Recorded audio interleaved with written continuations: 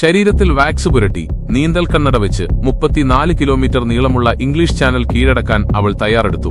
ഏകദേശം 15 മണിക്കൂർ വേണ്ടിവരുന്ന കരയൊന്നും കാണാത്ത ആ യാത്ര അവളുടെ ഇച്ഛാശക്തിയുടെ പരീക്ഷണം കൂടിയായിരുന്നു.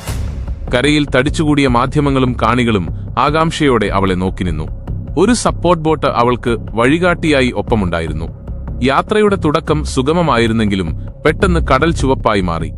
മുന്നിൽ ആയിരക്കണക്കിന് ജെല്ലിഫിഷുകൾ. അവയുടെ കുത്തേറ്റപ്പോൾ അവളുടെ ദേഹമാസകലം നീറിപ്പുകഞ്ഞു. വേദന സഹിക്കാനാവാത്തതായിരുന്നു.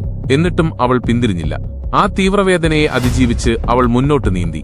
9 മണിക്കൂറുകൾക്ക് ശേഷം അവൾ അല്പം വിശ്രമിക്കാനായി മലർന്നു കിടന്നു. അപ്പോഴേക്കും കട്ടിയുള്ള മൂടൽമഞ്ഞ് പരന്നു. വഴികാട്ടിയായിരുന്ന സപ്പോർട്ട് ബോട്ട് കാഴ്ചയിൽ നിന്ന് മറഞ്ഞു. ഇനി ആശ്രയിക്കാൻ സ്വന്തം ഇച്ഛാശക്തിയും ധൈര്യവും മാത്രം. വഴി തെറ്റിയിട്ടും അവൾ നീന്തുന്നത് തുടർന്നു. കരയിലുള്ളവർക്ക് അവൾക്ക് വഴിതെറ്റിയെന്ന് മനസ്സിലായപ്പോൾ അവർ തീരത്തുടനീളം വലിയ തീ